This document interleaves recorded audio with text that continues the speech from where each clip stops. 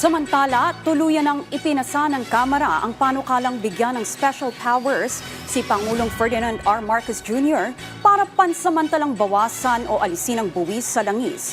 Bukod dito, umusad na rin ang panukala para naman suspendihin ang mandatory na biofuel blending. Si Vel Custodio sa sentro ng balita. With 247 members voting in affirmative, 3 in negative, and 0 abstention, House Bill number 8418 is hereby approved for the third and final reading.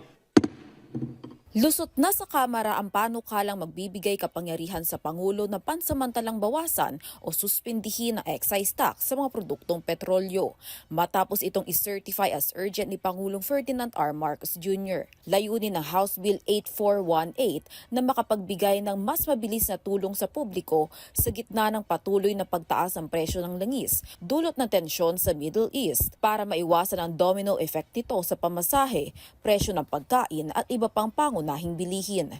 Sa ilalim ng panukala, maaaring ipatupad ang suspensyon o pagbabawas ng buwis kapag umabot ng $80 kada bariles ang average na presyo ng Dubai crude oil sa loob ng isang buwan, o kapag may idineklarang national emergency na nagdudulot ng matinding pagtaas ng presyo ng petrolyo sa bansa. 6 pesos sa diesel at 10 pesos sa unleaded gasoline ang maibabawas sa kada litro ng produktong petrolyo.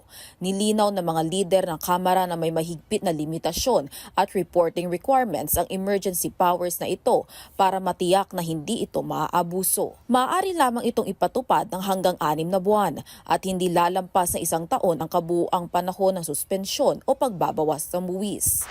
Samantala, isinumite ni Manila 2nd District Representative Rolando Valeriano ang House Resolution 879 na naglalayong hikayatin ng pamahalaan na magpatupad ng emergency intervention na pansamantalang magbabawas ng toll fee sa mga National Expressway. Hinihikayat na resolusyon ang Toll Regulatory Board na amyendahan ang mga toll operation certificate na ibinigay sa mga toll operator para payagan ang pansamantalang pagbabawas ng toll fee ng 50% para sa lahat ng sasakyang gumagamit ng National Expressway sa loob ng limitadong panahon para makatulong na mapagaan ang gastusin sa transportasyon at logistics. Lahat ng pwedeng makuha natin as discount or para mapababa yung presyo ng gasolina, 4 days work, plus eto, plus yung excise tax, kahit papano makatulong tayo. Isinusulong din ng mambabatas na muling pag-aralan ng oil deregulation law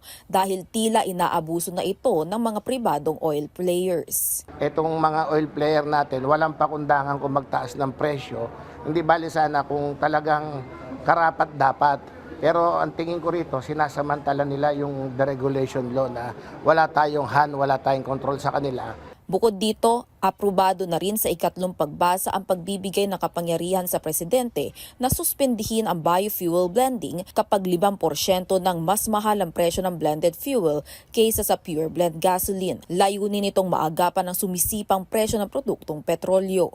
Vel Custodio para sa Pambansang TV sa Bagong Pilipinas.